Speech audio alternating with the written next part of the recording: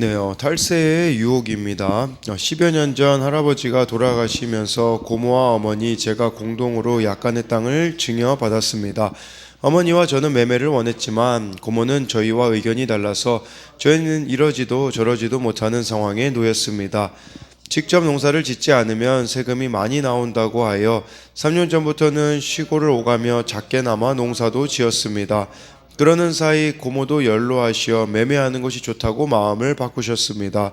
얼마 전 땅을 매매했는데 양도세가 거의 나오지 않을 것이라는 부동산 업자의 말과 달리 증여된 시점이 아니라 할아버지께서 돌아가신 시점이 기준이 되어 상당한 금액의 양도 차익이 발생했습니다. 시골에 살며 농사를 지으시는 고모와 달리 회모녀는 감면 혜택을 받을 수가 없었습니다. 그런데 한 세무사가 얼마의 위험수당을 주면 전액 감면받을 수 있게 서류를 준비해 주겠다고 제안했습니다. 부동산 업자도 다들 그렇게 한다. 산다, 내가 도와줄 테니 그렇게 하자고 거들었습니다. 저는 마음이 흔들렸습니다. 탈세를 해도 결코 걸리지 않을 것이라는 그분들의 말이 마치 그날 큐티 말씀이었던 선악과를 따먹어도 결코 죽지 않는다고 하던 뱀의 속삭임 같았습니다. 그 말이 먹음직하고 보암직하게 들렸지만 뱀의 유혹이라는 것이 깨달아져 그럴 수가 없었습니다. 이후 저는 교회 공동체에 묻고 남편과 상의한 후 3년간 농사 지은 것에 대한 일부를 감면받고 나머지 양도세를 내기로 했습니다. 만약 공동체를 통한 말씀을 삶에 어떻게 적용해야 하는지 훈련받지 못했다면 돈을 우상으로 삼은 저는 탈세를 행하는 어리석은 자가 되었을 것입니다. 저의 부패와 가증한 행실을 덮고자 다들 그렇게 산다며 합리화했을 것이고 선을 행할 힘도 없었을 것입니다. 그 일로 주변 사람들에게 바보 같다, 혼자 착한 척이냐라는 조롱을 들었습니다. 하지만 저는 그들보다 하늘에서 굽어 살피시며 지각이 있는 자를 찾으신 하나님이 더욱 두려웠기에 죄에서 돌이킬 수 있었고 피난처 대신 여호와께로 피할 수 있었습니다. 물질을 우상 삼으며 세상의 종노릇하던 저를 돌이키게 하시고 자녀 삼아 주신 하나님께 감사드립니다. 포로되었던 돈의 유혹에서 돌이켜 여호와로 기뻐하는 삶을 살아가길 기도합니다. 적용하기 모든 세금을 미루지 않고 제 날짜에 맞춰 내겠습니다. 돈에 유혹되는 저의 연약함을 가족과 지체들에게 고백하며 기도 부탁을 하겠습니다. 네, 이렇게 감면 혜택을 받을 수 있긴 하였지만 근데 그것이 탈세였는데 그날 말씀이 선악과 따먹어도 죽지 않는다는 뱀의 속삭임 이렇게 그 속삭임이라는 게 깨달아졌다라고 하잖아요. 예, 정말 이렇게 선악과 이 하나님의 그 다 보고 계시는데 주인된 그 권리를 우리가 무시하고 이렇게 죄를 짓다 보면 결국은 하나님과의 관계가 이렇게 흐리멍텅해질 수밖에 없다라는 것을 봐야 합니다. 그리고 공동체를 통해 말씀을 삶에 어떻게 적용해야 하는지 훈련받지 못하였다면 탈세를 행하는 어리석은 자가 됐을 것인데 또 이렇게 공동체에 잘 묻고 가는 것이 이렇게 나를 지키는 것이 되었다라는 이런 고백을 볼 수 있습니다. 오늘은 시편 14편 1절부터 7절까지인데요. 1절에 어리석은 자는 그의 마음에 이르기를 하나님이 없다 하는도다. 그들은 부패하고 그 행실이 가증하니 선을 행하는 자가 없도다. 근데 여기서 말하는 어리석은 자는 지식이 부족한 사람이 아니라 마음에 하나님이 없는 자를 말하는 겁니다. 흔히 우리가 무신론자라고 하죠. 근데 무신론자만 있는 게 아니라 실천적 무신론자도 있어요. 실천적 무신론자라는 것은 무슨 말이냐면 믿는다고 하지만 하나님 없는 삶을 사는 자들을 실천적 무신론자, 우리가 그 썬데이 크리스천이라고 주일만 그리스도인이라는 말을 하죠.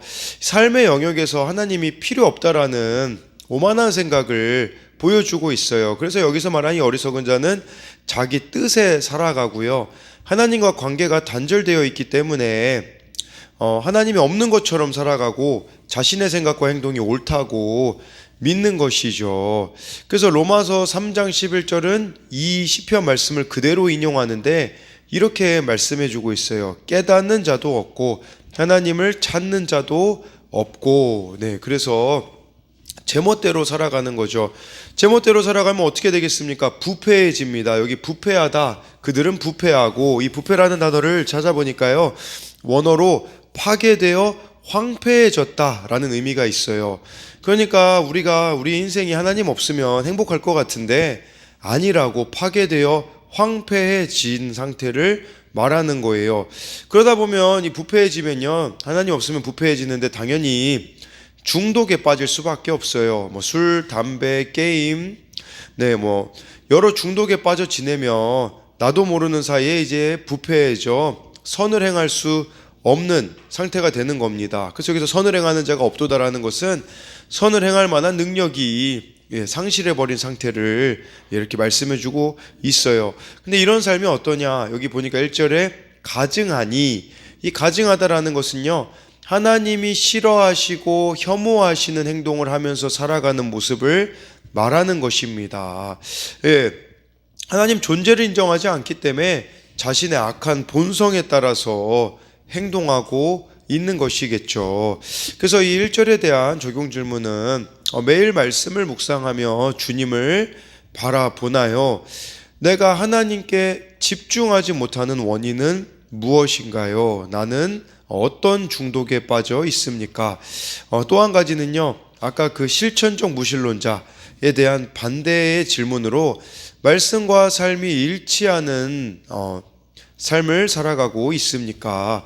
2절 말씀에요, 여호와께서 하늘에서 인생을 굽어 살피사 지각이 있어 하나님을 찾는 자가 있는가 보려 하신즉 해가지고요, 하나님이 인생을 하늘에서 굽어 살피고 계시대요. 이 만물을 하늘에서 인생을 굽어 살핀다라는 것은 만물을 다스리는 주관자 하나님이 모든 사람을 다 지켜보고 계시다라는 거죠. 어떤 사람을 지켜보십니까? 지각이 있어 하나님이 찾는 자를 보고 계시다라는 것을 말씀해주고 있어요. 그러니까 누가 하나님 뜻대로 살아가는가, 누가 하나님을 찾는가, 이런 자들을 하나님께서 지금 보고 계시다라는 것이겠죠. 더 나아가 하나님을 찾는 올곧은 공동체, 악인에게 고난을 겪더라도 신앙을 지키는 공동체를 하나님은 찾고 계신다라는 것을 말씀해주고 있어요. 그래서 2절에 대한 적용 질문은 말씀과 공동체를 통해서 끊임없이 하나님을 찾고 있습니까? 공동체를 통해 말씀을 삶에 어떻게 적용해야 하는지 훈련을 받고 있나요? 3절에요. 다 치우쳐 함께 더러운 자가 되고 선을 행하는 자가 없으니 하나도 없도다 라고 해서요, 다 치우쳤다라는 것은요, 이 치우치다라는 단어는요, 히브리어로 하나님이 정하신 길에서 벗어나다, 빗나가다라는 뜻을 가지고 있습니다. 근데요, 이 치우친 게 사실은 그 죄라는 단어도요, 원어로 보면요, 관역을 빗나가다라는 뜻이거든요. 원래 하나님이 우리를 창조하신 관역과 같은 기준의 삶이 있는데 다 비껴가 버렸다라는 뜻입니다. 그러니까 모든 사람이 하나님이 원하시는 바른 길이 아니라 다른 길로 행함으로 이제는 더러운 자, 부패한 자가 되는 거죠. 선을 행하는 자가 없다라는 것은 하나님의 뜻에 따라 사는 자가 하나도 없다며 이 하나님의 깊은 탄식을 여기서 드러내고 있어요. 4절에요. 죄악을 행하는 자는 다 무지하냐? 그들이 떡 먹듯이 내 백성을 먹으면서 여호와를 부르지 아니하는도다 라고 이렇게 말씀해주고 있어요. 죄악을 행하는 자는 다 무지하냐? 이 가장 큰 무지가 무엇이겠습니까? 하나님을 알지 못하는 채 살아가는 것 자체가 가장 심각한 죄악이라고 말씀해주고 있어요. 하나님이 없으니 어떻습니까? 하나님이 없으니 사람을 우습게 여기는 거예요. 그래서 내 백성을 떡 먹듯이 먹는다. 이게 고통을 지금 하나님의 백성들에 대하여서 억누르고 압제하고 핍박을 가하고 있는 것이겠죠. 그리고 이런 사람의 특징은 여호와를 부르지 아니하는도다. 쉽게 말하면요, 기도가 소용없다라고 생각하는 거예요. 그거 뭐하러 기도하냐? 내 힘을 의지하지. 그러다 보니까 이런 사람들은 하나님이 죄를 깨닫게 하려고 주신 고난 앞에서 남 탓만 하는 뻔뻔함을 보이며 하나님을 부르짖지 않는다라는 것이에요. 그래서 이 4절에 대한 적용 질문으로는 집안에서, 직장에서, 교회에서 떡 먹듯이 무심코 습관처럼 지체들에게 상처를 주거나 힘들게 하는 것은 무엇이 있습니까? 기도 응답을 받지 못해 하나님은 없다 하고 하나님을 떠난 적이 있습니까? 네, 5절에 그러나 거기서 그들은 두려워하였으니 하나님이 의인의 세대에 계심이로다 라고 해가지고요. 이 하나님 없이 살아가면 뭔가 두려움이 없을 것 같잖아요. 근데요, 하나님이 없이 살아가면 두려워하고 두려워할 수밖에 없다라고 이렇게 말씀해 주고 있어요. 왜 그렇겠습니까?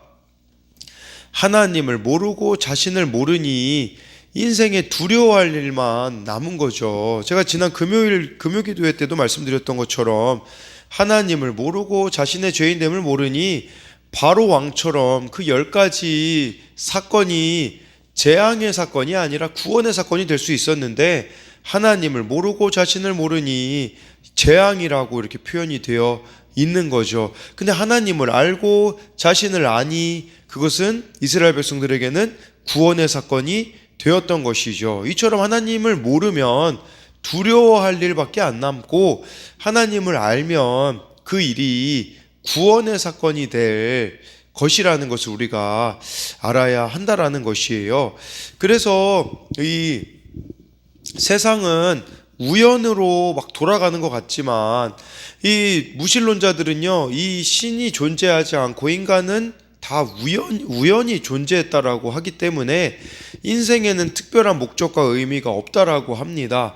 그러나 하나님을 믿는 자들은요, 하나님이 우리를 창조하셨고 목적이 있다라는 그런 큰 차이가 있는 거예요. 그래서 하나님이 의인의 세대에 계심이다 라고 이렇게 말씀해 주고 있는 것이죠. 그래서 이 5절에 대한 적용 질문은 나는 지금 어떤 두려움에 사로잡혀 있습니까?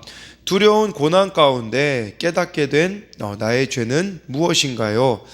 나의 인생은 창조된 목적이 있다고 생각하나요? 아니면 목적과 의미가 없는 우연이라고 생각하고 있습니까? 6절에 너희가 가난한 자의 계획을 부끄럽게 하나 오직 여호와는 그의 피난처가 되시도다 라고 해서 여기서 이 가난한 자는 악인에게 조롱과 핍박을 받는 의인을 말하고 있는 거예요.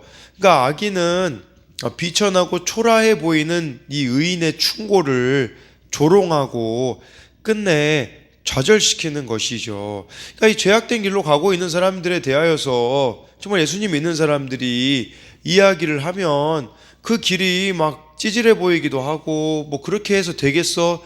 이런 식으로 다 무시해 버리는 사람들이 얼마나 많이 있습니까? 그리고 이렇게 우리가 정말 믿음대로 살아가면 가난한 자가 되어줄 수밖에 없어요. 여기서 말하는 가난은 그냥 물질적인 가난만을 이야기하는 게 아니라 심령이 가난해질 수밖에 없는 것이겠죠. 우리가 믿음으로 이 세상을 살아가면요. 예, 그렇지만 분명히 말씀해주고 있잖아요. 오직 여호와는 그의 피난처가 되시도다. 우리의 이런 심령의 가난함, 이걸 하나님이 내버려 두시겠습니까? 하나님이 피난처가 되어주신다라는 거예요. 세상은 지금 끊임없이 하나님이 없는 길로 지금 모든 것들이 다 이루어지고 있잖아요. 네, 그 가운데 믿음으로 산다라는 것은 쉽지 않지만 하나님께서 피난처가 되어주실 것이라는 이 믿음을 가지고 우리가 타협하지 말고 살아가야 한다라는 것이겠죠. 그래서 6절에 대한 적용 질문은 나는 사건이 올 때마다 피난처가 되시는 주께로 피하나요? 네, 7절에 이스라엘의 구원이 시온에서 나오기를 원하도다. 여호와께서 그의 백성을 포로된 곳에서 돌이키실 때에 야곱이 즐거워하고 이스라엘이 기뻐하리로다 라고 이렇게 말씀해 주고 있습니다. 이스라엘의 구원이 시온에서 나오기를 원한다 라고 하면서 그의 백성이 포로된 곳에서 돌이키실 때에 기뻐한다라고 말씀해 주고 있는데요.